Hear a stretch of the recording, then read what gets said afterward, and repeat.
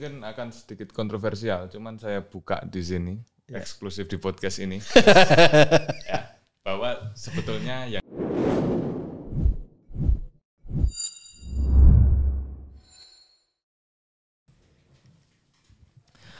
Halo, selamat malam buat semuanya yang masih gabung di channel Adi Kuncoro. Kali ini, ini konten yang seru karena kita kedatangan seorang anak muda yang jadi identitasnya salah satu kampus di Magelang, Mas Enrile Geniusa Prisma ya Mas ya. Masya Allah. Selamat malam Mas. Selamat malam Mas. Ya, wah senang banget ini bisa Mas Enrile bisa datang ke sini dan kita bisa banyak ngobrol tentang isu kekinian. Iya, saya kira nanti bisa kita explore lebih lanjut. Oke. Mas perkenalan dulu dong. Mas Enrile ini di Untit sebagai apa, kemudian ngambil fakultas apa, semester berapa? Ya oke. Aku ambil prodi hukum, ya jurusan hukum di fakultas. Kalau di di Untidar itu hukum masuknya ke Visipol. Visipol, oke. Ya, masuknya tahun 2020. Alhamdulillah sekarang diamanai jadi ketua BEM Keluarga Mahasiswa Universitas Tidar di tahun 2023. Oh ya. Kemudian aslinya mana Mas ini? Akamsi aja sih sebetulnya ya. Anak kampung sini ya. Anak kampung sini. Aku asli Magelang di Menowo. Menowo. Ini bisa sampai ke ketua BEM, sebelumnya punya background organisasi apa nih Mas? Iya ya. Ketua OSIS kali ya? Enggak sih, saya dulu aktif di ini MPK ya. MPK. MPK itu legislatifnya kalau di SMA. Jadi emang aktivis ini. Ya enggak sih sebetulnya, cuman suka aja sama discuss. Ternyata memang akhirnya dorongannya ke sini gitu. Dorongannya ke sini. Iya. Istimewa sekali.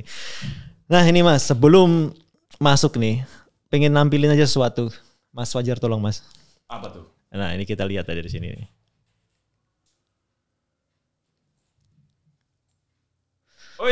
Nah, nih ditagih nih Mas, ceritain dong Mas, ini bagaimana ini ngerespon situasi terkini dengan gambar-gambar seperti ini, ide ceritanya bagaimana ini? Kalau dari mahasiswa Untit sendiri berdinamika, berdiskusi tentang isu kekinian politik, kemudian sampai punya gambaran seperti ini, bisa ceritain dikit nggak Mas? Kesimpulan teman-teman bagaimana melihat dari awal tuh? Ya, dikit-dikit aja. Saya kira ini ya, saya kira tuh tadinya bakal basa-basi dulu kita. Oh enggak Mas, ini karena jamnya padat banget ini. Dan mereka udah tahu ini pasti, kalau saya pasti politik ini. Iya.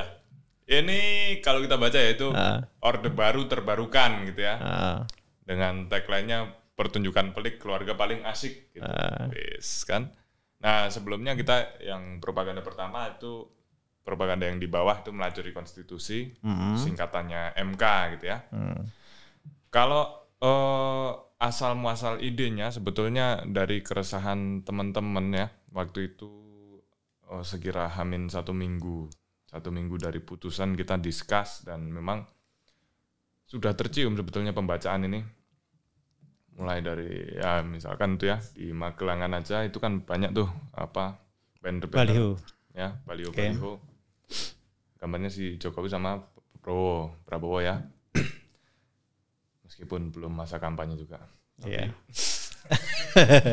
Ya, cuman itu sudah terbaca gitu, dan ketika kita notice ada gugatan ini, permohonan uji material ini di MK, akhirnya kita open discuss ke teman-teman BEM fakultas. Kita open discuss hasil dari discuss pertama, akhirnya kita bawa ke forum-forum wilayah di wilayah Jateng DIY. Kita juga kebetulan aktif di aliansi BEM-SI. Kebetulan kita bawa juga ini ke nasional, sampai akhirnya pada waktu itu tepat 1 hari sebelum konsolidasi nasional kita sudah rilis tuh yang bawah tuh. Oh, jadi ini dipublish sama seluruh BEM ya? Yang di wilayah? Enggak sih. Enggak. Ini inisiasinya BEM Untidar aja. Oh, gitu. Itu yang melacuri konstitusi itu sebetulnya kita pertama kali idenya adalah mau angkat mahkamah keluarga gitu. MK itu mahkamah keluarga. Oke. Cuman waktu itu udah diangkat sama teman-teman BEM lain gitu kan. wah kita perlu propaganda yang tetap masif, tetap relate, tapi singkatannya MK nih, apa nih? Melacuri konstitusi lah dapat. Iya. Itu sebelum viralnya Mahkamah Keluarga ya? Betul, ternyata sehari setelahnya hasil konsolidasi nasional Mahkamah Keluarga itu arahan nasional gitu kan.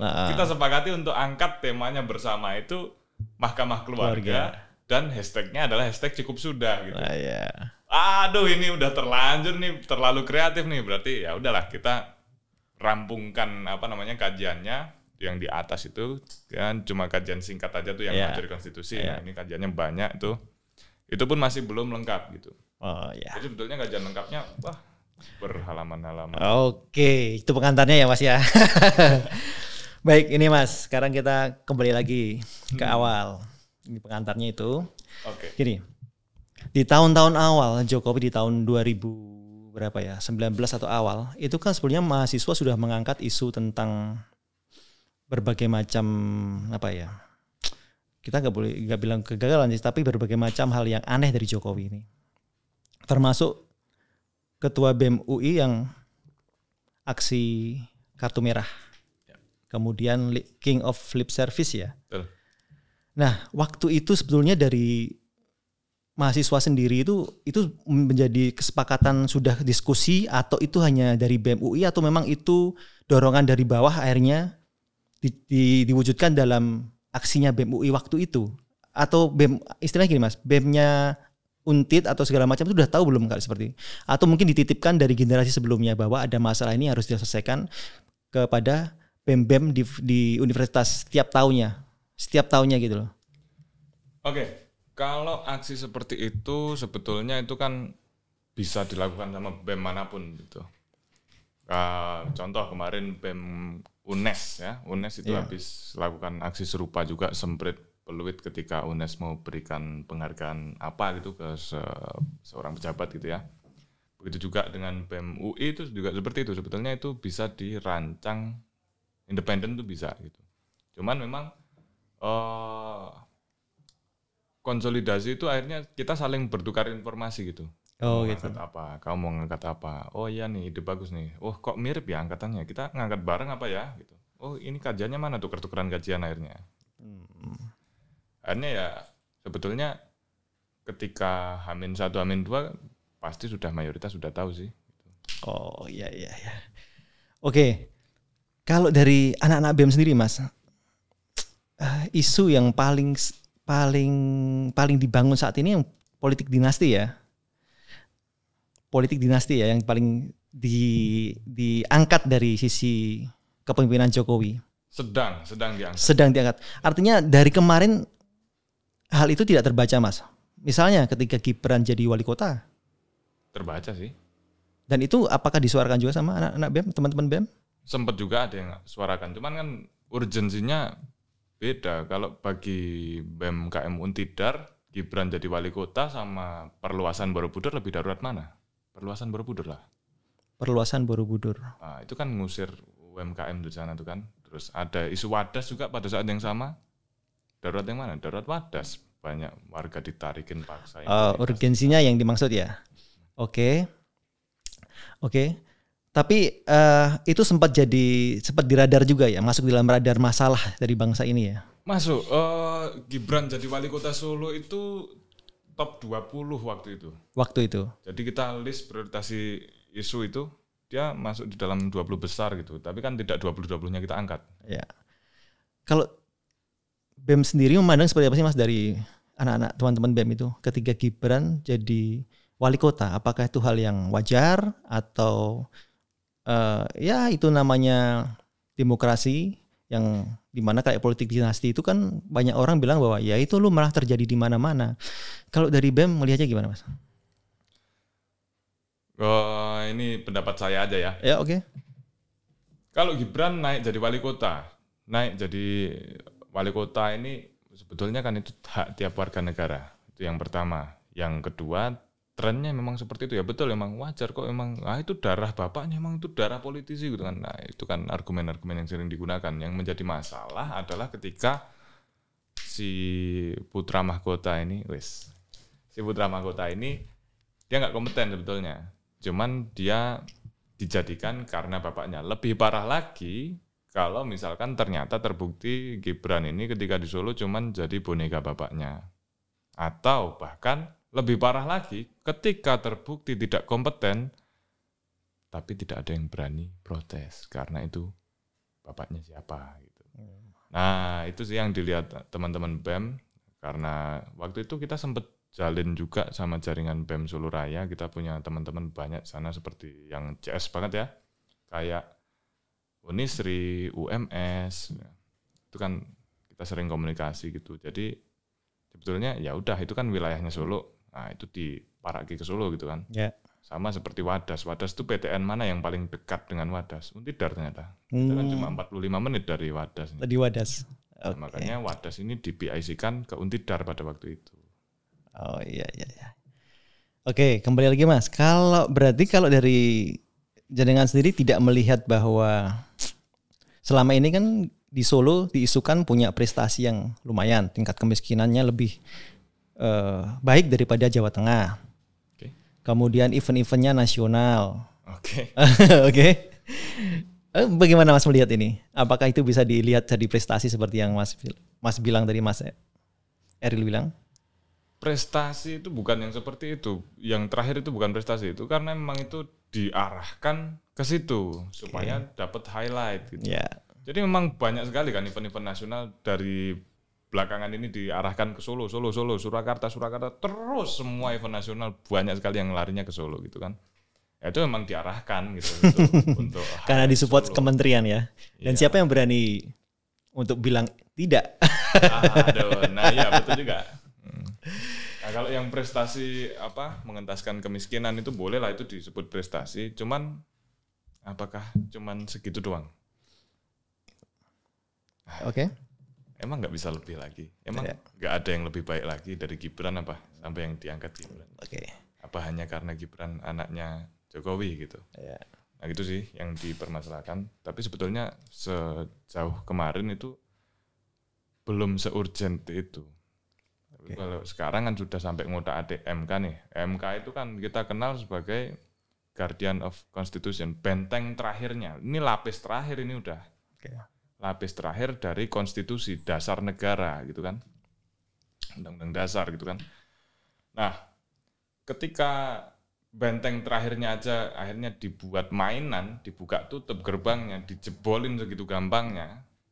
Ini mau dibawa kemana gitu. Indonesia adalah negara hukum itu cuma jadi awalan pantun buat assalamualaikum doang kayak. Ya. Oke. Jadi gini Mas, kalau sekarang kita ngomongin ke MK ya.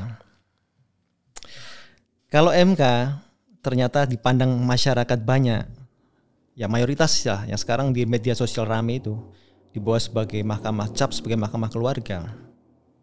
Pertanyaannya kemarin ketika saya tanya sama teman mantan Bawaslu, ketika pemilu ini nanti ada masalah, itu ujung muaranya paling tinggi di mana? Katanya di MK. Betul. Nah, bagaimana BEM melihat tentang pemilu 2024 sekarang ini ketika ada cap bahwa MK adalah mahkamah keluarga? Bukankah itu menjadi sebuah hal yang cukup krusial atau apa ya istilahnya? Betul, sepakat. Terus bagaimana BEM melihat pemilu 2024 ini? Apakah masih cukup suci untuk dijalani, Mas? Iya, ini jadi topik menarik karena terdapat bahasan panjang di belakangnya ya. Pemilu 2024 kali ini itu, tapi saya ini ya jadi bongkar kartu ya. Jadi memang ada gerakan yang direncanakan ya. Oke. Saya kasih clue, gerakan ini tuh mengulang gerakan yang pernah ada di tahun 70-an gitu. 70-an, oke. Bahwasannya memang sekarang kita lihat mungkin disclaimer dulu, ini sudah didiskusikan sejak awal tahun ini ya. Jadi waktu itu kita melihat bahwa tidak ada partai politik itu yang tanpa dosa. Sepakat. Nah, waktu itu kita sensitivitasnya masih ke partai politik nih, karena capres baca wapres itu belum ada tuh. Nah sekarang kita sudah lihat orang-orangnya semuanya ada cacatnya nih. Dan cacatnya lumayan fatal-fatal gitu kan. Terus ngapain gitu? Kita coba untuk lakukan sesuatu. Ini kan pesta rakyat nih. Saatnya untuk namanya rakyat itu akhirnya mewujudkan suaranya dalam suatu permusyawaratan perwakilan. Makanya dia tunjuk legislatif, dia tunjuk eksekutif gitu kan. Nah, yang jadi problem adalah ketika gerakan ini akhirnya dilakukan, KPU bisa nggak jamin gerakan itu terwujud gitu. Karena ini gerakan udah sampai di kita nih, ketika habis itu KPI-nya korup sama aja, nanti gerakan kita nggak akan terbaca sampai nasional. Oh gitu. Kebaca ya gerakan golput deh, udah. Iya. Kalau di teorinya itu gerakan pemutusan generasi, pernah dengar nggak Mas? Pemutusan generasi, ya pernah. Gimana? Jadi konsepnya itu, gerakan itu yang mulai menguat ketika memang sudah pucuk pimpinan akar itu, bukan akar, tapi pucuk pimpinan itu memang sudah begitu grounded atau sudah begitu rusak. Isu yang dihembuskan itu adalah pemutusan generasi. Itu teorinya gini. Benar seperti kata Masnya tadi. Jadi jumlah golput di suatu pemilihan umum itu paling enggak sekitar 40 atau 50%. Nah, dengan suara golput yang banyak itu kita jadi punya kayak mungkin katakan semacam legitimasi atau apa yang untuk mengangkat isu bahwa ada yang nggak beres ini dengan sistem ini. Itu yang pertama ya. Dari sisi lain, dunia luar akan memandang bahwa yang pertama, ternyata negara ini memang punya masalah. Itu akan mengakibatkan misalnya di sektor ekonomi ya investor. Pasti mereka akan mulai juga berpikir kan, wah kalau ada chaos segala macam, itu memang harus jadi pertimbangan. Ketika gerakan ini dijalankan harus dipikirkan resiko-resiko itu. Termasuk jangan sampai Mas, ketika kita sekarang peristiwa 97-98 terulang. Jangan sampai terjadi revolusi yang berdarah-darah. Sepaket. Nah, itu teori pemutusan generasi, dan isu yang diangkat adalah pemutusan generasi. Pemutusan generasi begini. Ketika kita menghadapi kaum atas yang kita labeli sebagai oligarki dengan dinastinya, ya kan? Kebanyakan yang di sana itu adalah kaum tua. Oke. Ya kan? Kaum tua. Kemudian yang akan digerakkan mesinnya itu adalah tentang branding generasi. Jadi yang di sana kan generasi baby boomer, generasi apa ya Mas? Ya mungkin ya paling ini ya. Nah, selama ini tongkat estafet itu selalu dipegang oleh kalangan tua. Dengan teori 50% dari golput, 50% golput dicapai, itu seakan-akan kalau dari kita minjam istilah Jawa itu adalah huruf pangku untuk mengatakan pada kaum tua bahwa sudah selesai Pak. Monggo kondur ke Prabon. Ke zaman Soeharto kan begitu juga di pangku. Cuma bedanya waktu Soeharto yang datang rame-rame tokoh-tokoh nasional waktu itu kan. Nah itu dengan menghadirkan kenyataan itu. Tetapi untuk meminimalisir pergerakan yang bisa sampai nanti berdarah 97-98, kita tidak akan mengadakan suatu penghakiman buat mereka-mereka yang di atas. Siapapun yang berkontestasi saat ini di Pilpres, mereka adalah generasi-generasi terbaik bangsa Indonesia di zamannya. Oke. Nah ini belum pernah dengar Mas ini teori seperti ini. Pernah kita discuss seperti ini ya. Saya sepakat gitu. Sepakat ya. Sepakat karena terbaiknya ini kita perlu garis bawahi terbaik dalam hal politik ya. Yeah. Karena banyak sebetulnya yang lebih baik, cuman tidak bergelut di dunia politik gitu kan. Ya. Atau mungkin ada kesulitan untuk masuk, atau mungkin sudah apatis duluan. Iya, memang itu kan terjadi, cuman trennya seberapa tinggi apatisme, seberapa tinggi kesulitan untuk masuk gitu kan.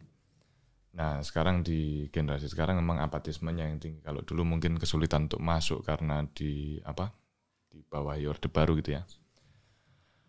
Nah, ketika kita bicara seperti itu, maka yang kita bahas sebetulnya mana ya? Jadi kita mulai dari ini kan sebetulnya isu elitis yang mulai menjadi isu populis gitu loh. Iya. Jadi sebetulnya kita studi case lah. siapapun yang jadi, kita tetap gini-gini aja kok, gitu kan. Maka sebetulnya ini bukan isu populis. Beda sama isu-isu agraria yang kalau ini jadi ya saya digusur, kalau ini tidak jadi saya tidak digusur, gitu kan. Tapi ini sudah menjadi isu populis karena sudah menjadi kembang lambene wong gitu loh, sudah jadi buah bibir di mana-mana pun gitu. Nah kemudian ketika ini sudah menjadi isu populis, maka mesti disikapi dengan betul karena memang kita sekarang ini mengangkat jiwa-jiwanya, jiwa kerakyatan gitu loh. Jadi apa yang dirasakan rakyat kita gas gitu. Untuk mengarah sampai ke golput itu sebetulnya belum konkret juga, belum difikskan, masih diskusinya masih panjang karena ya betul semua potensi itu bisa terjadi dan itu teoritis di atas kertas memang sudah terwujud gitu. Jadi kita nanti tinggal nimbang aja cost and benefit gitu. Nih, cara Islam ya manfaat mudarat gitu ya. Nah, jadi kita timbang aja kira-kira sudah segenting apa sampai harus golput gitu kan. Kalau belum segenting itu ya kita nggak golput. Cuman siapa pilihan terbaiknya? Kan jadinya ke situ. Padahal tadi dilihat semuanya jelek juga. Tapi kalau kita masifkan golput nanti terlalu banyak yang harus dibenahi setelah golput itu terjadi. Investasi turun, mata uang turun, gitu kan. Diplomatik sama negara-negara luar turun karena otomatis legitimasinya kemana nih? Rakyatnya sendiri aja nggak percaya. Masa kita suruh percaya? Malaysia bilang gitu, Rusia bilang gitu. Oke. Kan? Tapi bukankah itu memang harga yang harus dibayar, Mas? Makanya itu. Jadi gini, Mas. Golput itu dalam rangka, menurut saya, Mas, dalam rangka untuk menghentikan langkah dari progres bangsa ini sejenak. Untuk mengevaluasi apakah jalannya ditempuh selama ini benar, tepat, sehat, dan relevan untuk kedepannya atau enggak. Karena kalau kita terus, sementara kita tahu bahwa ini salah, ya paling di ujungnya bisa jurang, bisa laut, bisa segala macam. Kalau kita salah, ya oke kita putar balik sedikit, ya enggak masalah. Ya kita periksa lagi, evaluasi. Jadi golput itu pun adalah evaluasi nasional buat kita ketika itu tercapai ya. Kenapa kok ada peristiwa golput yang begitu besar? Bahkan di Amerika itu sampai berapa ya Mas? Tapi karena di Amerika karena negara federal ya mungkin kurang terasa ya. Kalau negara kesatuan seperti ini kita golput sampai segitu ya jelas. Terasa banget. Kalau analoginya seperti itu Mas. Analoginya adalah kita sedang berlomba di perkembangan negara-negara. Kita sekarang masih tertinggal, namanya negara berkembang. Kita sedang berusaha nyelip-nyelipin negara-negara maju. Keren kan? Gitu. Keren. Kita sedang berlomba. Bagus itu. Ini analoginya. Ketika kita salah, karena kita sedang berlomba, maka targetnya adalah bagaimana seefektif efisien mungkin mencapai garis target-target itu. Nyelip-nyelipin. Oke, depannya jurang nih. Kita ngerem sama kita belok tetap jalan terus, cepetan yang mana gitu. Nah, kita sekarang analoginya, jurangnya udah sedekat apa sampai kita harus ngerem itu tadi. Ngerem dan berhenti, kemudian berbelok. Kenapa enggak jalan terus sambil belok? Oke. Atau mungkin kalau kata Dominic Toretto ngedrift gitu ya. Gitu, ngedrift ini adalah jalan-jalan tengah. Kalau ngerem itu tadi golput. Golput. Iya. Tinggal segenting apa aja. Ya. Kalau saya melihat kegentingannya Mas, itu kita mau tidak mau, kita faktanya bahwa 2045 itu terjadi ledakan bonus demografi. Betul. Nah itu kan dua mata pisau yang bisa menjadi menguntungkan, bisa menjadi suatu yang bencana kalau ternyata misalnya usia produktif itu tidak tertampung dengan baik di dunia lapangan pekerjaan dan sejenisnya di sini. Betul. Itu kita belum membandingkan ketika SDM-nya yang surplus tadi Mas, dibanding dengan SDM bukan surplus sih, tapi SDM-nya di negara tetangga sebelah dan situasi global. Nah, paling dekat kan arahnya itu, bahkan itu yang menjadi alasan Jokowi untuk cawe-cawe.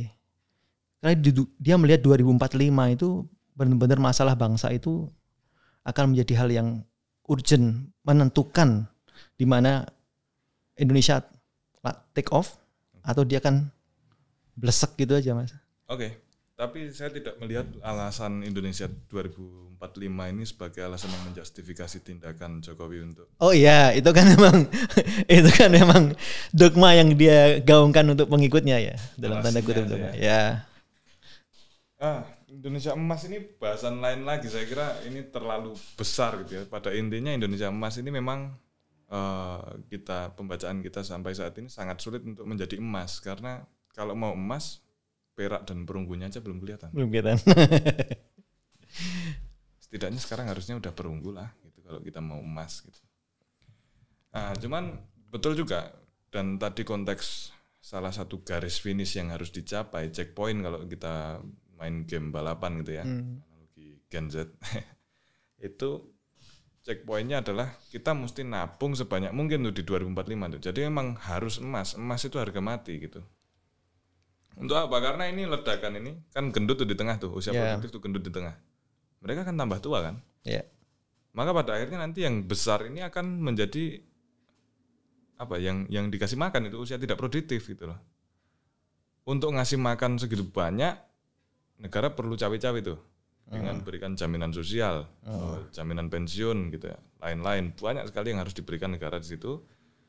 Dan otomatis secara konsep mikro aja, satu keluarga itu harus sudah punya tabungan dulu di 2045 supaya 10-20 tahun setelahnya ketika usia yang gendut ini sampai ke usia lanjut, tidak produktif lagi, mereka udah bisa biayain.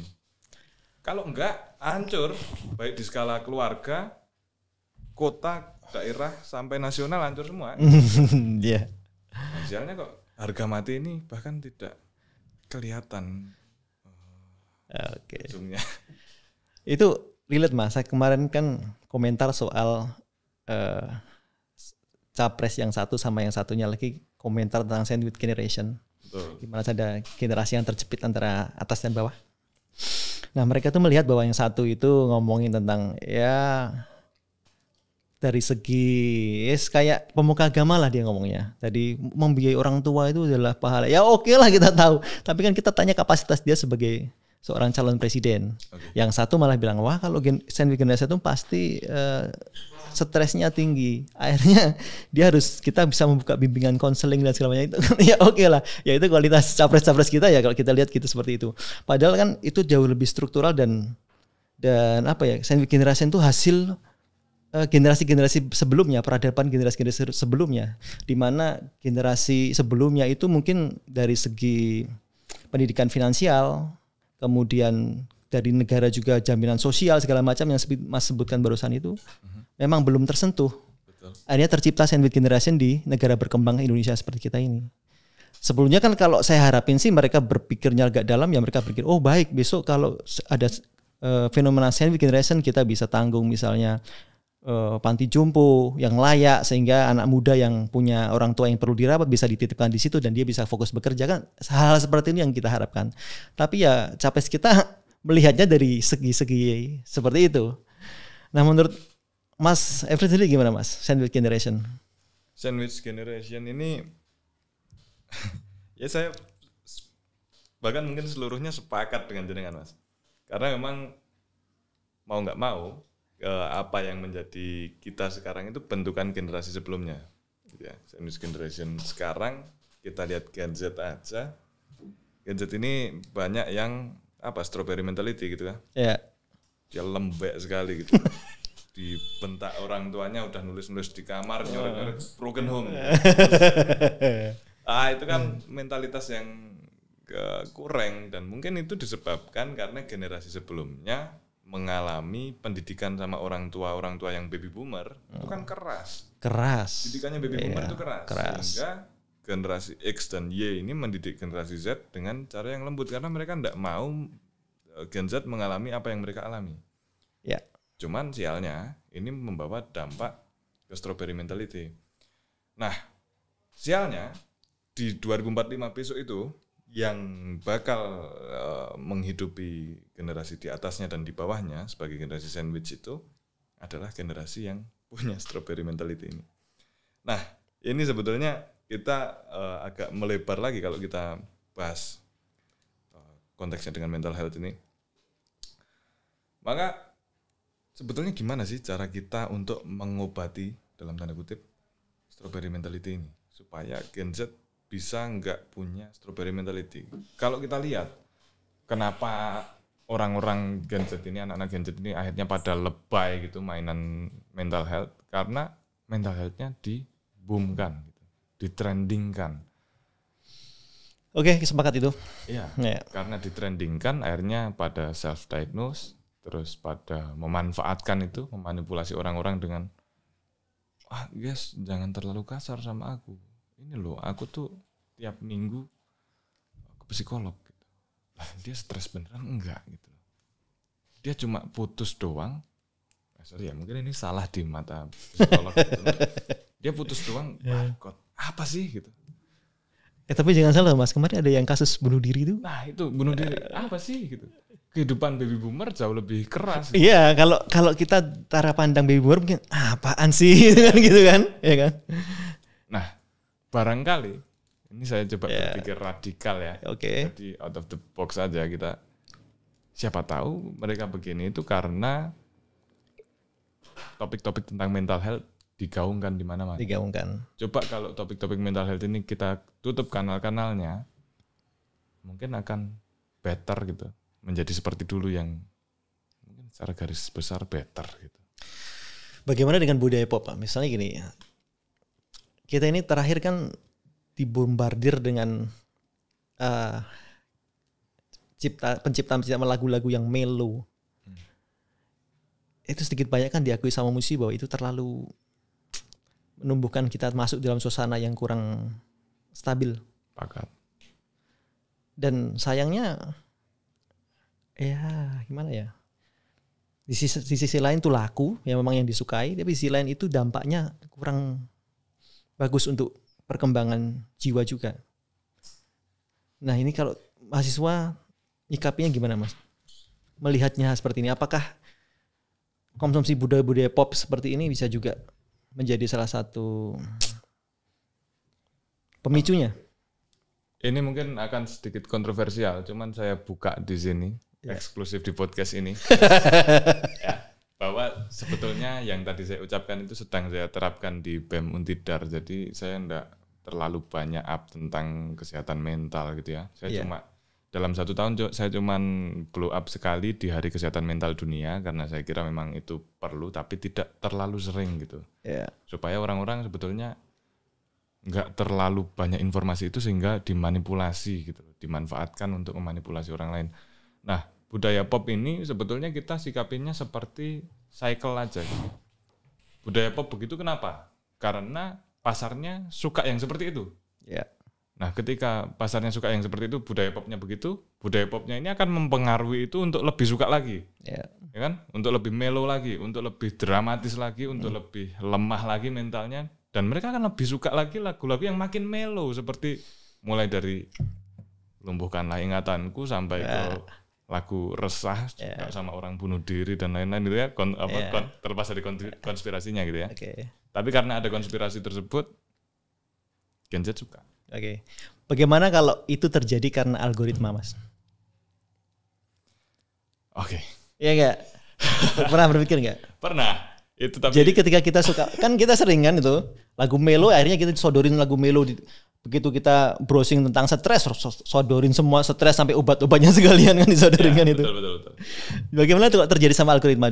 Dimana menurut penelitian kan memang orang Indonesia itu buka medsos sampai hampir tertinggi di dunia katanya. Kalau nggak salah loh Mas, kalau nggak salah penelitiannya sampai situ. Itu artinya mereka mendapatkan hal-hal seperti itu kan dari ya dunia sosial media dan dunia maya.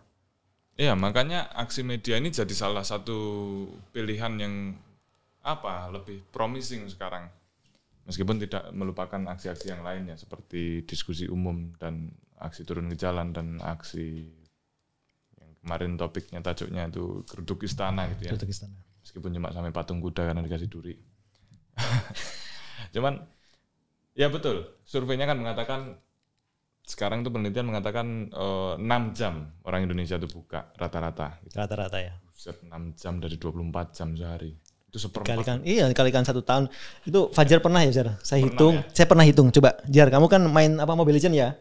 Hitung jumlah jam permainanmu dikalikan 1 tahun. Kamu jabat berapa itu waktu itu, Jar? 2 bulan ya? 2 bulan, 1 tahun jadi hilang 2 bulan untuk main Mobile Legends itu nggak masuk akal gitu Mas. Buat saya ya. Kalau saya kan paling membatasi diri mainnya di PS karena nggak mau terlalu larut ya, karena banyak kerjaan dan tanggung jawab. Betul. Dan kalau lama bayarnya mahal juga. Iya mahal juga. Iya. Nah itu Mas, gimana itu menanggapinya tuh? Algoritma ini sebetulnya mainkan peran penting juga. Peran penting kan? Dia fungsinya kalau saya analogikan jadi seperti katalisatornya, gitu ya. Jadi di dalam cycle tadi, ya, ketika pasarnya memang mendemand untuk supply-nya mellow dan pasarnya mellow dan supply mellow gitu ya, tadi ya, makin buat mental health yang lebay, dramatis dan lain-lain itu. Ada katalisator yang namanya algoritma tadi. Yeah. Di titik ini. Yeah. Ada katalisator lain-lain yang makin mempercepat cycle itu terjadi. Itu sih ya, memang berperan juga algoritma di situ. Kita sekarang jangankan ngetik ya Mas ya. Yeah. Ini HP kita ngomongin apa? Hewan peliharaan deh. Insya Allah jenengan nanti buka web-web yang banyak iklannya makanan peliharaan. Yeah. Mainan kucing dan lain-lain. Artinya mungkin dalam satu waktu itu juga masuk gitu. Ya, ya kita agak nyerong sebentar ya. Paling nggak buat bahasan para capres lah. Ya, oke. Sekarang kita kembali lagi Mas. Mari. Tapi tetap relate nih. Nah sekarang kan orang bermain di algoritma Mas. Kemudian dengan pertama algoritma, yang kedua jam medsosnya orang Indonesia tadi yang sampai 6 jam ya disebutnya. Nah di era pemilu ini, mau tidak mau, suka atau tidak suka kan, ketika kita membuka medsos, kita itu kan direkam dengan postingan-postingan politik. Dan cara-cara partai politik ataupun capres-capres ini bergerilya di sosial media itu masih sama seperti kemarin. Yang sedang pasca kebenaran dan segala macamnya itu. Jadi mereka membuat narasi tentang capresnya yang sekiranya menguntungkan dan dapat mempengaruhi banyak orang, dan itu diulang-ulang dengan banyaknya buzzer, ya kan Mas? Betul. Ini enggak buzzer yang ada nomor toggle-nya di belakang itu. Ya, nah, betul. Kita lihat itu sepertinya tidak efektif, tapi ternyata hobinya orang Indonesia itulah membaca komen. Iya kan Mas? Membaca komen itu kenikmatan sendiri. Apalagi komen bulian yang ketika ada yang viral terus membuli itu asik banget bacanya. Kan lucu-lucu kan salah satu. Walaupun nggak ikut tapi dia membaca. Nah, disitulah peluang sekarang ya kepentingan-kepentingan itu mulai menjejali generasi muda kita dengan segala macam info-infonya. Kalau itu nggak di-counter Mas, ya kan? Kalau itu nggak di-counter, ya saya kira dampaknya akan sangat besar ketika pemilu 2024 mendatang. Saya berharap sih nggak ada terlalu banyak pembelahan. Cuma dari mahasiswa sendiri bagaimana Mas? Apakah di mahasiswa itu ada nggak sih seperti ya kalau gitu kita harus punya gerakan untuk mengcounter isu-isu yang nggak benar kayak gini, atau mungkin nggak sesuai jalurnya, atau mungkin katakanlah kalau benar relatif kita masih bisa berdebat ya Mas. Tapi tentang kesehatan kan kita akan sepakat bahwa ini isu yang nggak sehat ketika diteruskan dan akan bisa menjadi dampak yang besar di masyarakat. Ya mungkin konteksnya benar salah baik buruk gitu ya. Boleh begitu, kalau benar salah baik buruk mungkin masih bisa di ini ya Mas. Tapi kalau sehat dan tidak itu kan Oke. Ya kan? Jadi sebetulnya kalau di teman-teman mahasiswa khususnya di tingkatan universitas, di BEM universitas, kita sudah lalui semacam standarisasi untuk kader-kader yang memang mau jadi ketua-ketua gitu ya. Itu namanya ada latihan keterampilan manajemen mahasiswa tingkat menengah gitu, LKMM TM. Di situ kita diajari untuk analisis wacana publik. Oke. Nah, termasuk di dalamnya ada subtema namanya itu manajemen krisis. Ya. Nah, saya menyikapi seperti ini tuh sebetulnya saya sikapi sebagai krisis juga gitu. Jadi kalau singkatnya mungkin nanti bisa didetailkan sama teman-teman di kolom komentar. Itu kita manajemen krisis itu ada 3 gitu ya. Jadi yang paling ekstrem adalah klarifikasi, konfrontasi, debat gitu ya. Yang di sisi lainnya itu adalah tidak menanggapi sama sekali. Tidak menanggapi sama sekali. Diemin gitu ya. Dan yang di tengah-tengah itu adalah dengan numpukin isu lain aja. Oke, sampai tekniknya sampai segitu. Itu radikal gitu ya, maksudnya ekstrim. Kita spektrumnya terlalu luas. Maka kita potong aja di spektrum yang menyikapi krisis di politik ini. Ketika dihadapkan dengan campaign-campaign yang tadi arahnya ke sehat gak sehat itu, maka kita juga sebetulnya punya 3 pilihan tuh. Kita mau konfrontir langsung yang nanti akan menimbulkan trending, dan kalau sudah trending jadi boom dan makin besar gitu. Meskipun boleh jadi kita di situ menang gitu ya.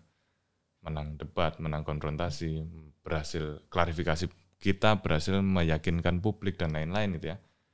Cuman mungkin kita memenangkan match, tapi kita kalah di turnamennya gitu. Jadi secara makro kita akhirnya kalah. Jadi. Tapi bisa juga menang gitu. Kita menang di pertandingan itu dan kita menang di turnamennya juga bisa gitu. Nah, terus kita bisa dengan alihkan isu ya. Alihkan isu yang lain nih.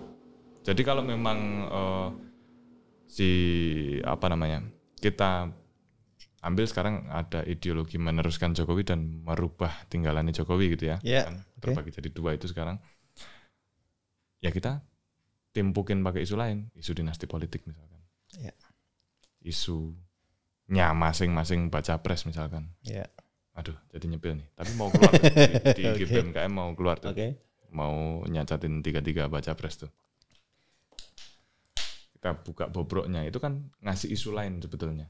Untuk nandingin isu yang diturunkan. Kita naikkan isu untuk nyaingin isu yang diturunkan mereka-mereka gitu.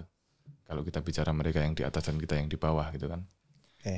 Nah, terus yang satu lagi, ya udah kita diemin aja supaya nggak ada yang respon.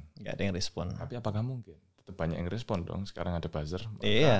Dalam spektrum ini pilihan ketiga tadi kita coret gitu. Tinggal sekarang pilihannya mau konfrontasi langsung atau kita bertanding isu.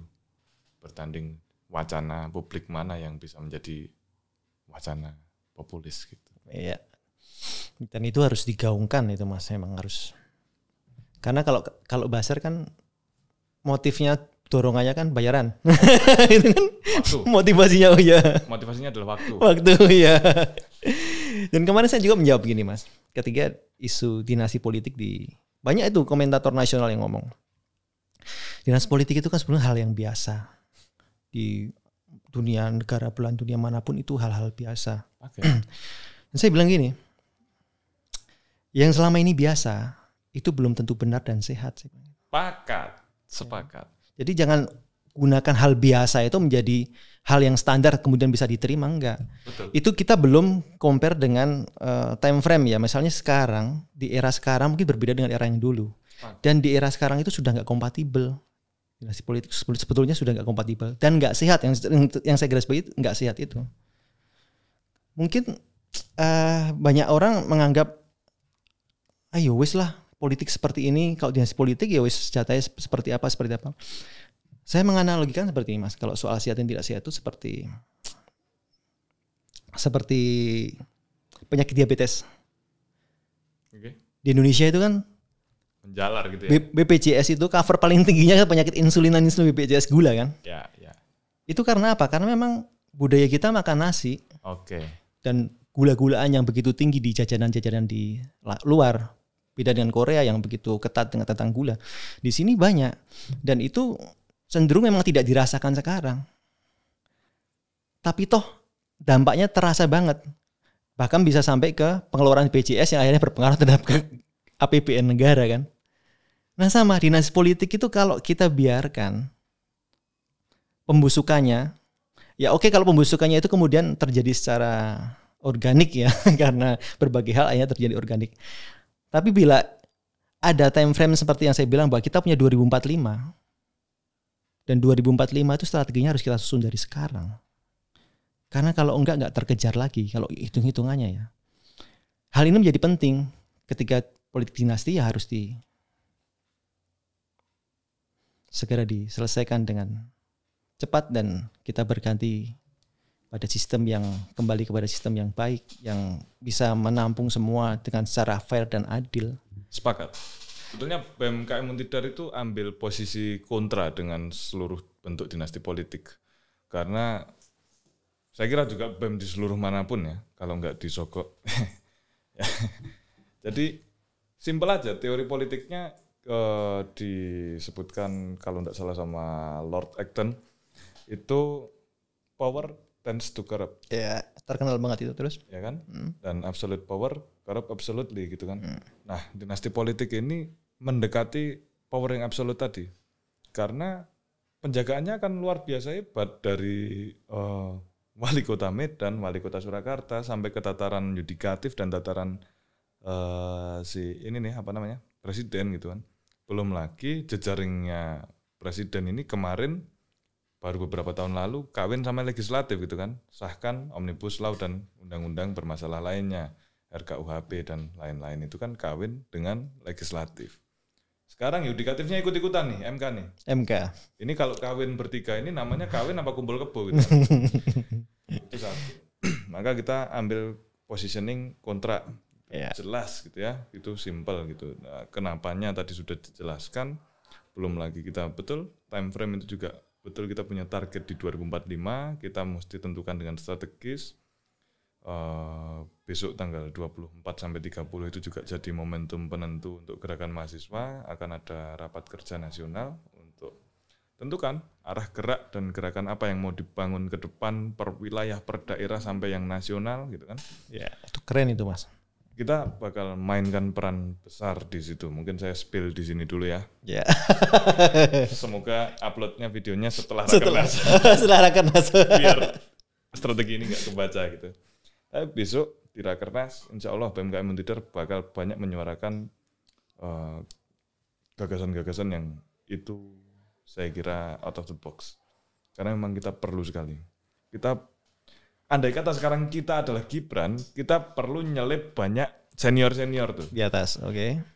Makanya kita perlu solusi-solusi yang bisa langsung lip gitu ya. Jadi langsung skip banyak step gitu. Untuk apa? Untuk mengejar 2045 gitu. Ya. Itu. Dan example-nya simpel aja.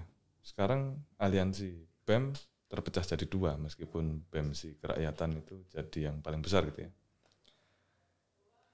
Di sampingnya ada BEMSI Rakyat Bangkit. Di sampingnya lagi ada BEMNUS. Gitu. Dan aliansi-aliansi ini terpecah-pecah. Udah nggak seperti, mungkin itu akan saya sikat di 28 Oktober juga untuk Sumpah Pemuda gitu ya.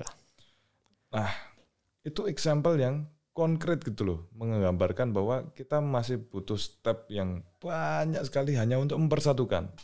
Kenapa nggak udah kita abaikan aja stepnya, kita bersatu, kita buang interest masing-masing, kita punya satu interest yang sama nih. Ya.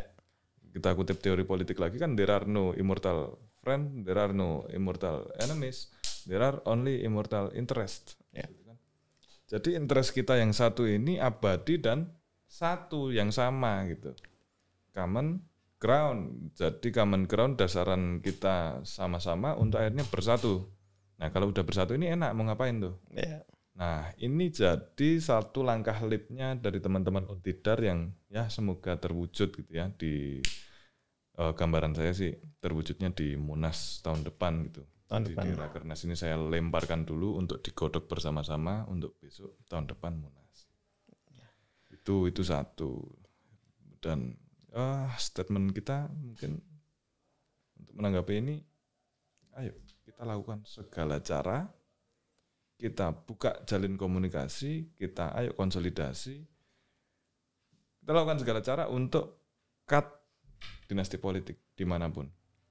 Ayo kita sepakati untuk coba lakukan langkah-langkah besar tadi, lip itu tadi, untuk menuju 2045 emas, karena itu harga mati. Harga mati, benar.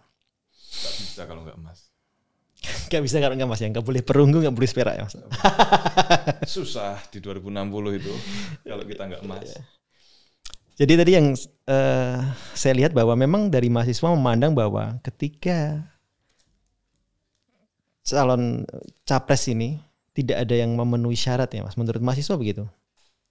Semuanya kotor. Semuanya kotor. Itu yang dilihat ya? Iya. Terang-terangan aja ya Mas sekarang ya. Punya dosa gitulah. Terus biasanya argumen counternya, ya emang Tuhan, namanya manusia punya dosa lah. Ya tapi dosanya nggak usah gede-gede. Ya, gede-gede. Kalau gede-gede masa jadi pemimpin gitu. Ya. Jadi kan yang ditakutkan dari peristiwa sekarang, Mas, itu adalah di mana dinasti-dinasti ini saling bertempur di atas. Kan kita lihat sekarang perseteruan antara Bu Mega dengan Pak Jokowi begitu banyak di highlight di mana-mana. Nah, yang kita takutkan itu jangan sampai itu menjadikan rakyat menjadi korban. Kita takutnya kan seperti itu. Karena perseteruan yang begitu tajam. Kalau dari mahasiswa sempat memikir seperti ini, Mas. Kalau sudah memikir, saya yakin sih berpikir ke arah sana. Kemudian antisipasinya apa, Mas? Melihat hal ini. Apa sih cara-cara yang dipikirkan mahasiswa? Atau ini memang agak ke teknis ya. Lagi nanti ke pergerakannya bagaimana. Tapi konsepnya sampai dipikirin ke sini ya, Mas? Sudah. Jadi sudah. Sebetulnya kalau kita baca itu terakhir, kita pembacaan itu terakhir seminggu yang lalu itu di agenda konsolidasi wilayah. Jadi kita bicara santai di luar topik konsolidasi. Sebetulnya ketika satu partai yang menghegemoni kekuasaan sebelumnya ini sampai hancur, sedangkan yang menghancurkan itu koalisinya sangatlah gemuk, maka oposisinya siapa? Siapa yang kuat nandingin koalisi gemuk ini? Kalau bukan partai yang menghegemoni kekuasaan sebelumnya. Gitu. Meskipun sebetulnya sama-sama busuk aja gitu. Cuman mana check and balance-nya gitu. Oke. Nah, ketika partai-partai yang mau jadi oposisi ini akhirnya dihancurkan dengan cara yang fair tadi ya, meskipun juga nggak terlalu fair sebetulnya kalau kita masukkan moralitas di sana, cuman maka siapa yang mau jadi check and balance-nya? Nah, makanya kita susun gerakan persatuan di tataran mahasiswa untuk sebetulnya cara kasarnya menggantikan oposisi itu tadi. Supaya ada oposisinya, supaya ada unsur check and balance-nya. Supaya pemerintah tadi powernya nggak korup absolutely itu tadi. Itu sih. Simpelnya gitu sih. Simpelnya begitu ya. Cuman taktiknya sebetulnya banyak sekali.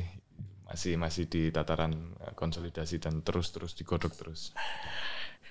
Kalau misalnya komunikasi dengan BEM-BEM seluruh Indonesia yang berbeda, apa Mas tadi? Berbeda aliansi ya? Oke. Itu tetap ada titik temu atau mungkin sampai sekarang sudah terpisah-pisah secara keputusan atau strategiknya? Sebetulnya saya juga bingung sih, kenapa nggak segera bersatu gitu loh sejak 2020 ini, karena nyatanya kemarin aksi geruduk istana itu juga diikuti sama seluruh aliansi gitu. Itu bisa semua gabung? Ya, terlebih di tataran wilayah, ya, sejateng DIY dan Jatim itu, hubungan BEM Untidar dengan BEM manapun dari aliansi manapun, baik semua gitu. Terus mana sih yang katanya musuhan mana? Gitu. Kenapa nggak bersatu aja? Oke, kita fine kok, aku sama kamu fine, kenapa kita nggak bersatu? Nah. Jadi kita memandang satu masalah dengan persepsi yang sama lah katakan gitu. Betul. Dan sebetulnya saya nggak tahu sih ya. Memang ada satu teori konspirasi yang bilang bahwa dulu dipecahnya itu dengan duit miliaran. Gitu deh. Cuman, mana buktinya gitu? Saya nggak bisa berikan bukti. Jadi ya mungkin sudah saatnya bersatu karena duit miliaran itu dibuat beberapa tahun ini pasti juga udah habis. Gitu. Kalau tentang ini Mas, diskusi di kalangan mahasiswa terutama di dalam kampus yang hari ini begitu banyak berita mengatakan bahwa tersendat-sendat. Entah karena izin, entah karena entah karena tekanan. Dari BEM Untid bagaimana Mas? Menyikapi hal itu. Memang apakah benar-benar ada atau selama ini ada teman-teman BEM lain juga yang merasakannya atau mungkin bahkan sudah terdampak? Alhamdulillah kalau di BEM KM Untidar itu tidak begitu merasakan itu ya. Ada 1-2 ini sih ya intervensi, cuman kecil sekali. Mungkin kalau kita lihat skala 100% ya intervensinya di bawah 10% lah. Di bawah 10%? Ya karena saya nggak tahu kenapa bisa seperti itu, karena mungkin disebabkan karena tahun ini satu Untidar tuh jadi satu bersatu gitu ya, nggak ada perpecahan di dalamnya. Mungkin tahun sebelumnya karena berpecah terus bisa diintervensi dengan mudah, saya nggak tahu. Tapi kenyataannya kalau kita lihat yang di sekitar Untidar aja, sekitar Magelang, seperti Taman Siswa kemarin, alumni jenengan. Salam dan bahagia dulu ini ya, terus. Alumni jenengan juga kena juga itu kan, teman kita di dijegal diskusinya sampai harus keluar dari lingkungan kampus, dan akhirnya ketua BEM-nya ditekan sama rektornya. UNY pun begitu, kemarin di PKKMB juga sempat kisruh juga. Unima bahkan tetangga kita kan kalau tidak salah PKKMB-nya bukan dipegang BEM. Bukan dipegang BEM. Dipegang rektorat itu. Kalau tidak salah ya, info yang saya dengar seperti itu. Nah, itu intervensi-intervensi yang jumlahnya besar itu sebetulnya ada, dan bukan cuma 1-2. Mungkin di 3-4. Enggak, tapi ya banyak lah, lumayan banyak gitu. Meskipun belum sampai ke mayoritas. Bahkan kan yang terakhir BEM UI ya, yang ingin mengadakan debat capres kayaknya. Ya, iya kan? Bahkan sudah disponsori sama Close the Door ya. Saya Close the Door itu kan podcast yang pro pemerintah katanya. Ya, dan syarat akan isu politik. Syarat isu politik yang dia bisa punya jabatan jalur podcast ya. Orang ngejegal di mana, klarifikasinya di Close the Door. Close the Door. Ya. UI kemarin terakhir kali ngasih kabar itu undangannya sudah disebar, cuman belum ada konfirmasi lebih lanjut gitu. Yeah. Kalau UGM kan sudah tuh. Tiga-tiganya datang waktu itu di jembatani sama Mbak Nana Mata Najwa itu ya. Iya. Cuman UI ini sih belum ada respon, cuman katanya memang sudah dikirimkan, semua sudah terkirim, sudah diterima, cuman belum ada konfirmasi. Belum ada konfirmasi di UI ya. Kalau Untid gimana Mas? Kan sekarang kampanye udah boleh di dalam kampus kan? Betul. Kira-kira ada sekali-sekali ngundang gitu loh Mas. Ya. Di Untidar sendiri penyikapannya terkait kampanye di dalam kampus ini terbagi jadi 2 ya, 3 fakultas melawan 2 fakultas gitu. Atau bahkan tidak ingin ada? Ya, yang 3 fakultas ini tidak ingin ada kampanye di kampus. Dengan alasan? Khawatir bahwa ya kita lihatlah debat capres, debat pilkada begitu, ketika mereka masuk ada yang sorak-sorak begitu ya, itu mereka sorak-sorak kenapa? Apakah mereka dibayar atau tidak?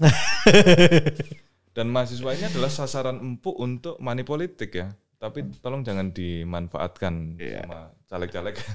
Tapi serius, kita buka-bukaan mahasiswa itu sasaran empuk money politik. Kenapa? Karena mereka tiap hari aja kita makannya Indomie gitu. Oke. Mie instan gitu ya. Tapi ya bukan mahasiswa aja Mas, masyarakat umum ya juga sih. Iya. Namanya kan pesta demokrasi. Jadi mereka emang pesta waktu itu pestanya sekali itu aja. Cuma yang menjabat pestanya berkali-kali kan gitu kan. Iya, betul. Nah, makanya untuk dilihat bagi teman-teman yang berada di 3 fakultas yang menolak tersebut, simpelnya, singkatnya, argumennya Untidar udah sedewasa itu belum kedewasaan politiknya untuk menolak money politik. Iya.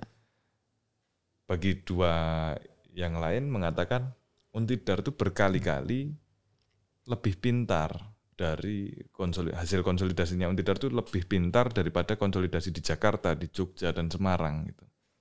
Yang Untidar itu seminggu yang lalu sudah selangkah lebih maju, yang lain baru menyusul seminggu kemudian gitu. Yeah. Makanya kita mampu, cuman kemudian dibantah lagi juga. Nah, yang lebih pintar itu berapa orang dari total? Gitu. Ketika money politik masuk, yang kena berapa ribu? Gitu. Yeah. Tapi akhirnya simpelnya gini sih. Akhirnya dicapai jalan tengah bahwa fakultas yang menyepakati boleh diadakan kampanye di dalam kampus, ya mereka boleh mengadakan. Buat fakultas yang tidak sepakat, mereka juga tidak melarang kalau mahasiswanya mau ikut lihat debat dan lain-lain itu di fakultas yang pro gitu. Cuman kalau BEM Universitas sendiri mengambil sikapnya, kalau kita masih bisa memperbolehkan ikut teman-teman bahkan kita bisa menghadiri juga ke fakultas yang mengadakan. Cuman kalau kita yang mengadakan, terlalu sulit untuk fakultas yang menolak ini akhirnya tetap menolak gitu. Makanya kita ambil sikapnya ya udah kita nggak usah mengadakan, yang adakan biar BEM fakultas aja. Iya. Nggak apa-apa. Oke. Kemudian boleh di-spill tuh Mas, yang acara di terdekat itu apa Mas? Yang acara nasionalnya itu? Ya, kita bakal bahas 2 topik tadi tentang kampanye di kampus dan dinasti politik. Juga kita bakal bahas isu-isu regional Magelang seperti ekonomi pariwisata, ya, Kiai Langgeng, Borobudur, dan jalan tol yang akan dibangun. Yeah. Dan isu-isu seperti ekspansi Borobudur dan tambang ilegal dan lain-lain itu akan kita bahas di Festival Keadilan. Festival Keadilan. Di tanggal 25 nanti. Tanggal 25 Oktober ya? Ya. Oktober. Nanti kita mau menghadirkan Mas Haris Azhar, Mbak Fatia Maulidianti, ya, Fatia, terus Mas Eko Prestio, ya, dan koordinator Kontras yang sekarang. Oh ya, dan itu free ya, terbuka free. Untuk umum. Terbuka untuk umum. Tempatnya di auditorium. Ya, Gedung Kuliah Umum Auditorium Untidar. Oke, tanggal 25 Oktober. Yang Mas Harisnya yang 25 itu. Satu hari rangkaian satu acara satu hari. Satu hari itu mereka semua kumpul. Ya. Baik itu teman-teman, nanti bisa datang langsung ya untuk teman-teman yang ada di area Magelang dan sekitarnya. Baik Mas, ini kalau kita udah ngomongin dinasti, kayaknya nggak afdol nih kalau kita nggak bahas IKN. Oke. Gimana Mas, cara pandangnya anak mahasiswa IKN sejauh ini gimana sih? Menariknya karena saya baru aja mulai ngerjain jurnal tentang IKN. Ya, jadi secara general memang pemindahan ibu kota ini punya target yang mulia dan sangat mungkin untuk dicapai, yaitu pemerataan pembangunan ya. Itu juga masuk ke dalam rempet-rempet sebetulnya ke goal-goal di SDGs. Itu inklusivitas, terus dekatnya pembangunan infrastruktur ya, dekatnya desa ke jalan utama itu ya, di bawah 3 km dan lain-lain. Itu kan indikator-indikatornya banyak sekali. Oke. Itu berpotensi bisa dicapai kalau ibu kota negara pindah. Jadi dari sudut pandang itu sebetulnya fine. Cuman ternyata sudut pandang lain mengatakan hasil yang berbeda. Jadi memang ya betul kalau kita lihat SDGs itu sepakat, itu bisa terwujud di situ. Cuman SDGs yang lain gitu, untuk jangka panjang gitu. Apakah ini terlalu banyak menyedot anggaran? Apakah sekarang waktunya? Atau apakah kenapa enggak seperti Malaysia gitu, ada Putrajaya dan Kuala Lumpur gitu loh. Iya. Nah, gitu. Kenapa harus all in ke IKN gitu? Kenapa gitu? Jakarta udah nggak ketolong kah atau gimana gitu? Nah, ternyata memang ya betul Jakarta nggak ketolong. Terus kenapa? Tapi yang saya belum nemu jawabannya, semoga nemu ya supaya jurnal saya selesai. Itu kenapa nggak pakai sistem seperti Putrajaya dan Kuala Lumpur gitu? Jadi pusat pemerintahannya dipisah. Dan ibu kotanya adalah pusat ekonominya. Yeah. Itu yang belum saya nemu sih. Cuman secara garis besar ini menyedot anggaran terlalu besar. Kedua, ada pasal-pasal yang itu masih kontroversial. Seperti nggak ada pilkada, adanya kepala otorita di sana. Yeah. Juga lamanya hak tanah di sana tuh. Iya, sampai berapa ya? 180 tahun. 90. Itu sudah bukan melanggar sih, tapi sudah di luar nalar ya. Ya, bahkan propaganda yang disebarkan teman-teman BEM di aliansi kita lebih jahat daripada penjajah, gitu kan. Penjajah itu cuma berapa ratus tahun, ini berapa ratus tahun, dibandingin lama yang ini. Gitu. Oke Mas, bagaimana korelasinya dengan isu ekologis? Di mana, oke kan kita sekarang mulai terdampak kan? Bukan terdampak, tapi kita merasakan suatu hal yang lain, fenomena lain di mana ketika siang teriknya begitu menyengat, bahkan Semarang dan Surabaya itu pernah sampai 40 derajat kalau salah. Iya. Itu kan belum lautan, katanya lautan bisa berubah warna yang semula biru jadi hijau atau segala macamnya. Itu kan benar-benar dampak ekologis. Dilihat dari situ, korelasi dengan IKN gimana Mas? Apakah itu sudah, karena gini, bagaimanapun kan isu yang paling utama di generasi milenial dan Z ini mereka berbicara tentang ekologis. Betul. Tentang iklim segala macam ini. Betul. Gimana Mas? Ada kajian seperti itu dari teman-teman BEM? Ada. Kalau yang mengarah ke sana itu kita mau kritisi RUPTL-nya PLN ya, Rencana Usaha Pembangkit Tenaga Listrik gitu deh. Ini menarik buat teman-teman Magelang karena di RUPTL itu ada pembangkit tenaga listrik berbasis panas bumi yang akan dibangun di Magelang. Di Magelang? Di Telomoyo. Di Telomoyo. Nah itu akan jadi isu beberapa tahun ke depan. Jadi watch out gitu ya. Sebetulnya ketika membangun IKN dengan konsep Green City yang digadang-gadangkan itu ya membantu sedikit gitu ya. Cuman harusnya yang membantu banyak itu adalah di pembangkit tenaga listrik ini karena buset gila. Ini yang paling banyak menyumbang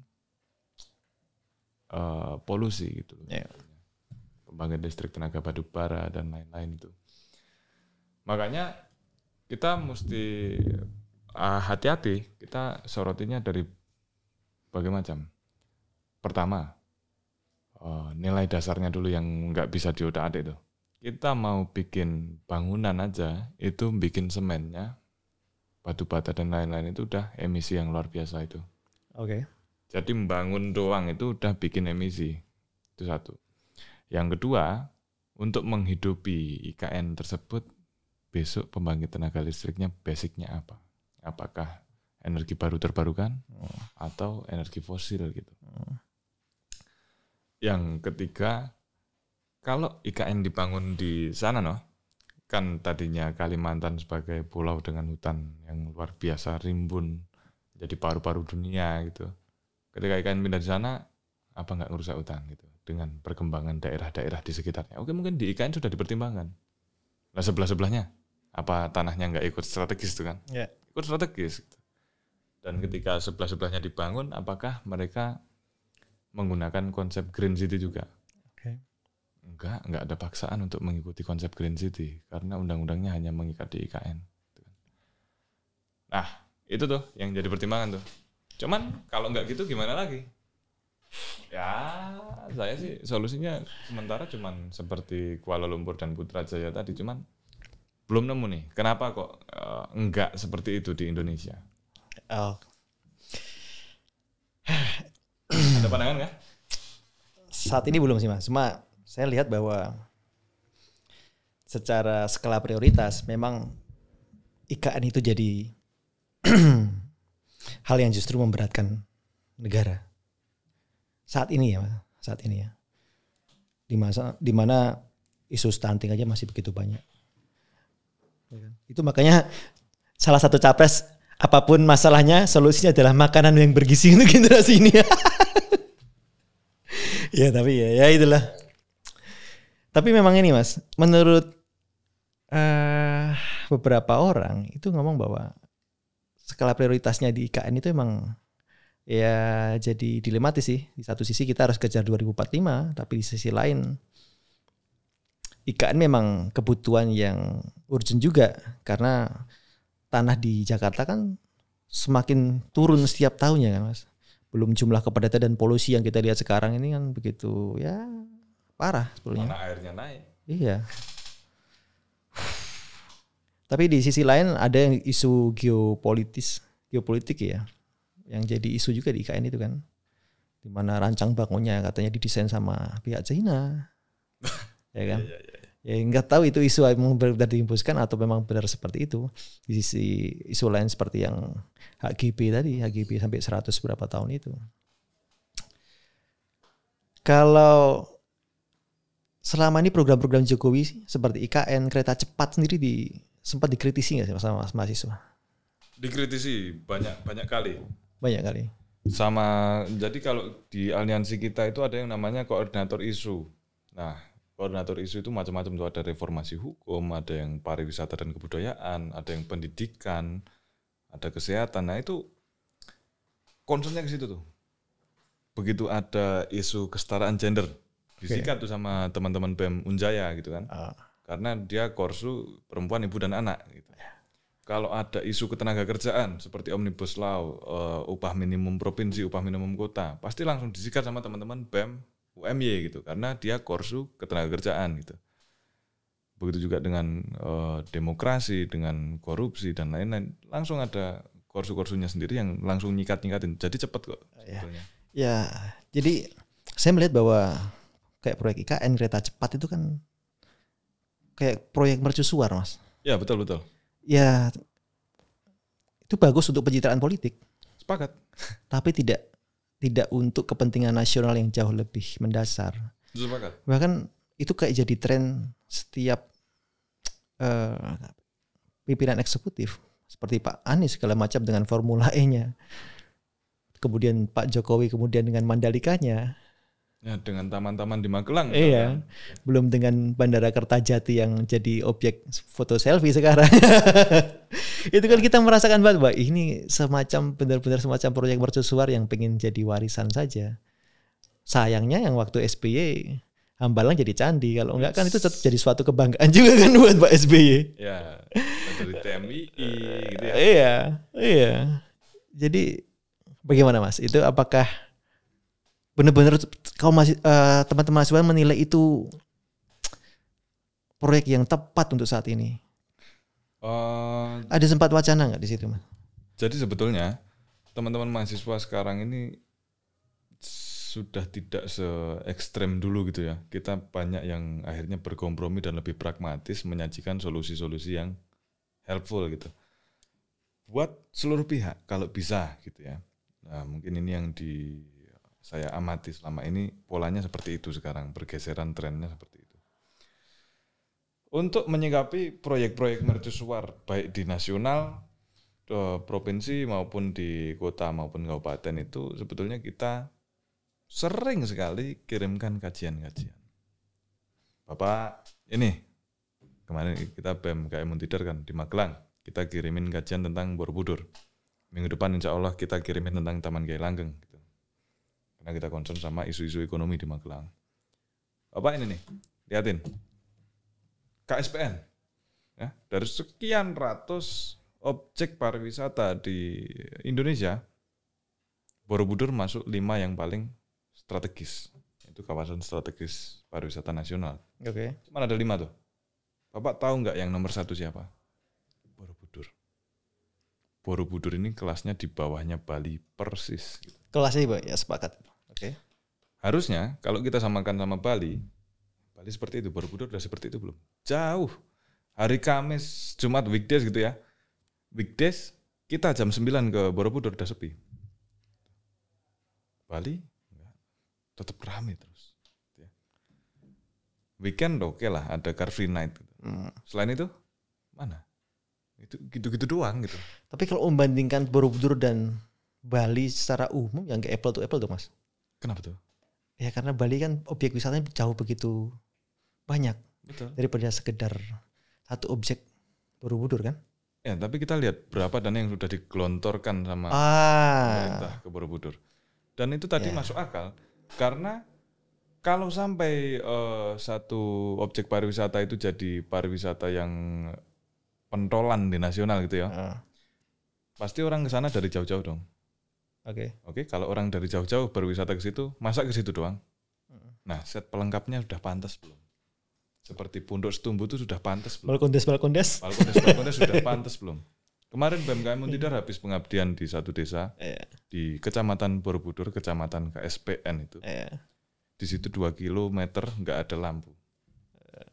Jadi dari jalan utama mau ke Balkondesnya itu gelap gulita. Lihat ke belakang itu sama seperti lihat, gitu tuh. Nah ini masih lebih terang tuh ada lampu-lampu ya.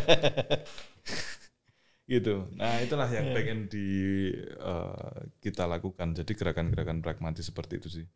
Sementara sebelum nanti kalau misalkan kelewatan, nah kita hajar tuh. Dan kita punya legitimate, punya dasar pergerakan yang kuat.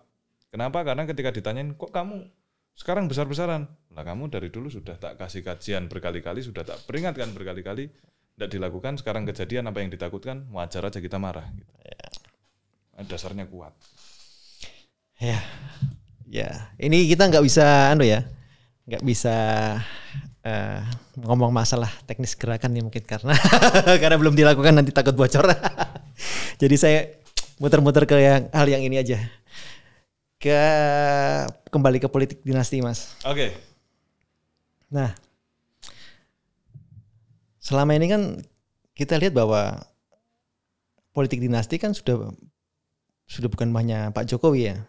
Cuma Pak Jokowi kan mencoba untuk banyak orang pengamat bilang membentuk dinasti baru. Ya kan, Mas? Nah, sudah disikapi sama BEM, sudah begitu banyak dan juga sudah mulai punya gerakan. Kira-kira yang ideal apa sih, Mas? Kalau setelah misalnya ini loh, kita oke lah berimajinasi dikit, memakai imajinasi kita, misalnya demokrasi di Indonesia yang ideal, ya kan? Tanpa misalnya lunturnya politik dinasti itu luntur, para oligar itu, yang idealnya sistemnya mulai dari mana, Mas? Menurut apakah sudah pernah dikaji? Masalah gini, ketika mahasiswa menurunkan sesuatu, misalnya menurunkan rezim pada saat itu, ya kan? Dia bisa menurunkan, tapi kan saat itu juga harus ada solusi atau bridging untuk ke arah yang lebih baik.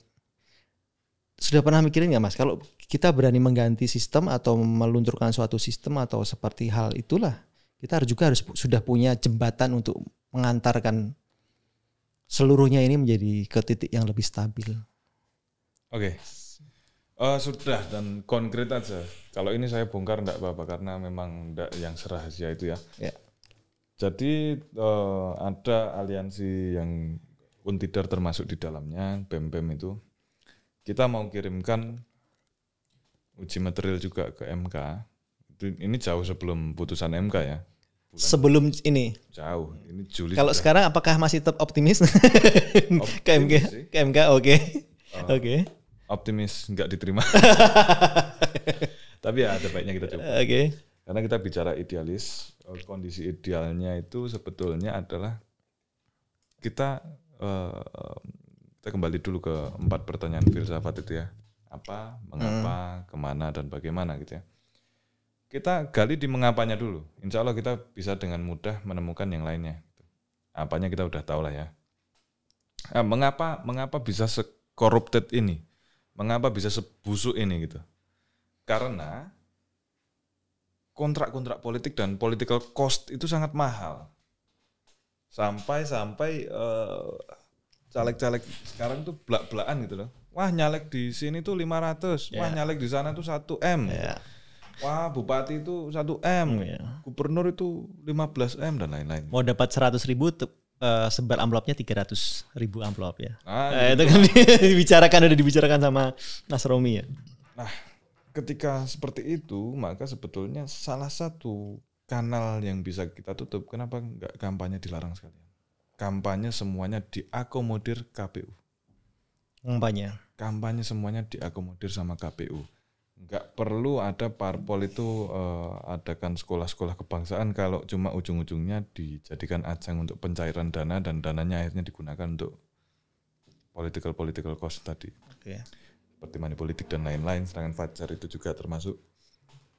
Ketika enggak ada celah sama sekali untuk lakukan money politik, maka political cost-nya akan turun.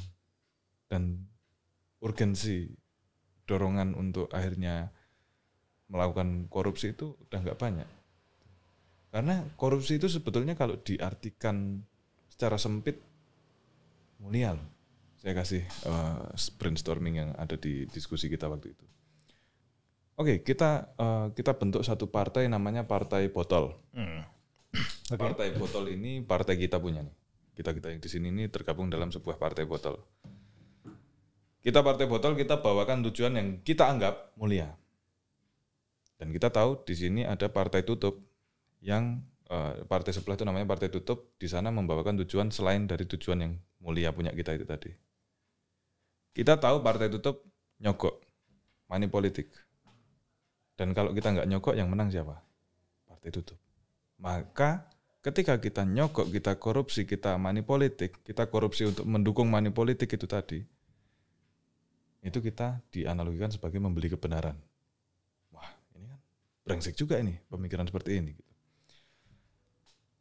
Berarti artinya korupsi tindakan yang bisa mensuplai dana untuk pembelian kebenaran ini tindakan yang mulia dong.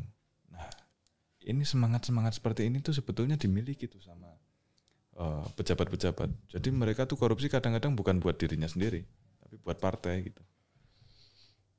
Bagaimana dengan threshold 0%? Kalau Fahri Hamzah kan mengatakan awalnya korupsi di Republik ini ya karena pencapaian threshold yang 20% itu berapa itu? Bagaimana kalau misalnya thresholdnya di 0%? Sepakat juga, boleh. Presidential threshold ini kan awalnya hadir untuk mencegah penggulingan presiden oleh legislatif, oleh parlementer gitu ya. Oke. Karena Indonesia itu menganut sistem presidensial, maka posisi presiden itu harus lebih dijaga tuh marwahnya. Sehingga dia harus punya kekuatan minimal 20% di parlemen untuk punya stabilitas politik sehingga marwah presidensial itu tidak terganggu gitu. Nah, cuman pada dampaknya, konsekuensinya itu presidential threshold bikin kontrak-kontrak politik makin marak gitu. Nah, sebetulnya yang bikin konsep ideal tadi itu sulit terwujud, di mana kampanye itu semuanya diakomodir sama KPU adalah ketika presidential threshold ini akhirnya terbentuk random by chance. Random by chance, semuanya akhirnya bisa masuk tanpa biaya-biaya kampanye dan lain-lain. Terus harus mengusung setidaknya satu paslon 20% gitu kan. Nah, ini yang sulit ya. Jadi konsep ideal tersebut juga sebetulnya sulit-sulit juga untuk tercapai. Meskipun sebetulnya bisa tuh dicoba. Kita bisa berkompromi. Nah, ini kan kita buka satu spektrum ya. Ini kondisi sekarang, ini kondisi ideal. Oke. Ya kita berkompromi lah di mana. Itu sih yang coba diusahakan. Cuman konsep yang mau dibawakan sementara ini sama teman-teman Untidar seperti itu. Kita insya Allah di akhir periode nanti di bulan Desember bakal kirimkan permohonan ke MK. Oke. Tadi menyinggung tadi Mas, misalnya nih politik terjadi di 2024, politik kan mau tidak mau karena sistemnya seperti ini, ya kita buka-bukaan aja pasti akan terjadi politik uang ya. Amplop itu pasti bertebaran di mana-mana. Kalau dari teman-teman BEM sendiri menyikapinya gimana Mas? Secara kita kan ya mengedukasikan masyarakat awam ya. Betul. Itu bagaimana? Kalau sikapnya sampai sekarang kan ada yang bilang, diterima aja tapi jangan dipilih. Atau nggak usah diterima. Atau bagaimana membuat ya edukasi buat masyarakat atau pencerahan atau apalah katakanlah namanya itu. Ada usaha-usaha ke sana nggak Mas? Karena selagi itu masih ada ya penawaran akan tetap marah. Melihatnya gimana Mas? Apakah itu budaya masyarakat yang harus kita coba atau dari hulunya yang kita batasi dengan seperti yang tadi Mas bilang tadi solusinya, ataukah memang dari bawah sendiri nanti bisa yang membuat hal itu terjadi karena selama ini sudah taunya pesta demokrasi ya pesta beneran. Pesta pada waktu itu ya. Iya pada waktu itu gimana sih kalian? Ini realistis loh nih kalau di masyarakat. Betul, dan ini sebetulnya di internal BEM saya pun bersilang pendapat. Jadi saya disclaimer Pak, di BEM kabinet saya itu ini kita buka-bukaan, kalau dihitung mungkin sekarang di angka 70-80 juta tawaran yang masuk untuk ngangkat isu-isu tertentu, untuk memuluskan jalannya si X, si Y gitu. Ada seperti itu? Ada tawaran seperti itu, dan mereka bikin saya datang itu dengan iming-iming yang saya suka banget diskusi kan. Ya. Ayo Mas Ketua ini ada diskusi di sini gitu, silakan hadir ke rumah saya nanti jam 8 gitu kan. Ya. Ada Pak ini, ada Bu ini gitu. Siapa nih? Saya nggak tahu, tapi bolehlah dicoba gitu kan. Wah, ini kasus yang paling mendekati nyaris saja nih. Akhirnya saya merasa kalah diskusi kan, dan saya setuju untuk betul nih berarti ini emang urgent untuk diangkat nih isu satu ini nih. Gitu. Nah, Mas, kalau jenengan mau angkat isu ini, jenengan saya kasih sekian. Lah, Pak. Saya tuh sebetulnya Pak, kalau jenengan tidak bayar saya, mungkin saya sudah angkat isunya gitu. Tapi karena jenengan bayar saya, berarti saya tahu ini isu basah gitu. Ini pasti permainan nih. Saya mending angkat isu yang lain aja. Masih banyak isu yang perlu saya angkat daripada saya nerima isu basah seperti ini gitu. Ini waktu posisi posisi ketua BEM ya? Masih, itu bulan Juni atau Mei mungkin. Berarti ketua BEM itu jabatan basah juga itu. Aduh, maaf. Aduh, jabatan basah juga ya. Saya baru tahu loh itu, Mas. Saya baru tahu loh. Apalagi 2024 ya. Dan itu apa namanya? Sangat-sangat mungkin sekali buat ketua-ketua BEM itu untuk mainin duit seperti itu sebetulnya. Nah, di internal saya sendiri itu sebetulnya bersilang pendapat. Jadi ada sebagian yang mengatakan, wah wis pres, diterima aja lah pres gitu. Tapi kita nggak usah lakuin apa yang mereka minta gitu. Oke Mas, jenengan orang realistis, saya orang idealis. Saya nggak mungkin terima itu apapun resikonya. Tapi saya jelaskan dengan analogi realistisnya. Oke. Jenengan tadi bilang terima aja duitnya, tapi tidak lakukan perintahnya. Realistis aja, orang yang bisa ngasih duit segitu, gampang banget bayar orang buat mukulin kamu dimanapun kamu berada. Mau nggak? Masih mau nggak? Gitu. Jadi saya butuh effort lebih akhirnya ketika bersilang pendapat di internal untuk menjelaskan dengan jalan pemikiran. Iya, jalan pemikiran teman-teman yang seperti itu. Ya, akhirnya mereka paham juga. Oh iya ya betul juga. Mereka yang bisa bayar belasan juta, puluhan juta seperti itu, kalau duitnya dialihkan ke preman untuk nah itu bisa juga. Ini udahlah dari awal nggak usah diterima duitnya. Ya. Tapi jangan lupa Mas, di negara ini ada yang namanya Budiman Sujatmiko. Dulu itu kita kenal idealisnya seperti apa ya, ya kan? Betul. Idealisnya seperti apa kan? Betul. Tapi toh di saat-saat seperti ini, di mana seharusnya banyak orang melihat bahwa dibutuhkan budiman muda yang penuh idealis untuk menyuarakan hal seperti ini. Tapi dia malah melabeli dirinya dengan manusia politik ya? Ya, betul. Yang dibutuhkan kekuasaan. Bedanya aktivis sama manusia politik dia jelaskan. Ya. Dan alasan membutuhkan kekuasaan itu maka dia sekarang bergabung dengan salah satu capres, walaupun itu adalah capres yang di masa lalunya punya. Ya, betul. Apakah masih tetap bertahan Mas idealisme itu? Kira-kira ya ketika mahasiswa oke lah Mas. Tapi ketika nanti sudah pernah punya bayangan nggak? Ketika nanti Mas siapa tahu terjun ke dunia politik langsung, itu gimana Mas? Ya, ini sebetulnya ada beberapa skenario yang kita siapkan di kabinet kita sekarang untuk mempersiapkan kehidupan pasca BEM ini supaya gerakan kita tetap jalan itu seperti apa gitu. Jadi yang pertama pilar-pilarnya ini beberapa orang setidaknya harus tetap kuat dan kokoh gitu.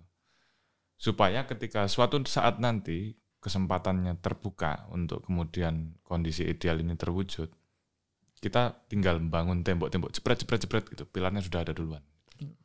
Pilarnya ini harus selalu ada sampai kapanpun.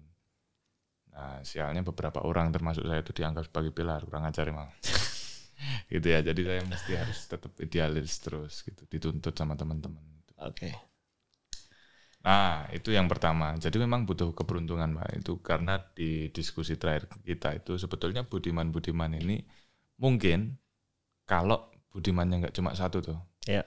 Mungkin ada 50 aja budiman. Mungkin bisa merubah sistemnya. Cuman ya karena cuma 1, 2, 3, 10 mungkin nggak sampai juga gitu. Akhirnya terpengaruh kalah sama sistem dan akhirnya ya jadi manusia politik itu tadi. Itu ya satu itu ya. Kedua, sebetulnya untuk teman-teman yang masih punya idealisme tinggi, itu sekarang kita punya solusinya. Insya Allah minggu depan upload di kanal Instagram PMKM Leader, itu namanya Sociopreneur gitu. Sociopreneur ini sekarang kan sedang booming gitu loh. Bagaimana kita berwirausaha tapi tetap memberikan kontribusi terhadap society gitu. Society, benar. Nah, itu jadi salah satu skenario untuk teman-teman yang dituntut untuk jadi pilar-pilar tadi tuh. Gitu. Jadi harus bersosiopreneur gitu.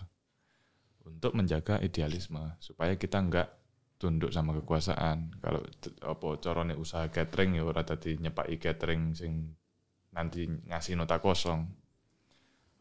usaha pengadaan barang juga nggak ngasih nota kosong ke pemerintah untuk koridor dan itu. Jadi wirausaha pun sebetulnya bisa korupsi juga.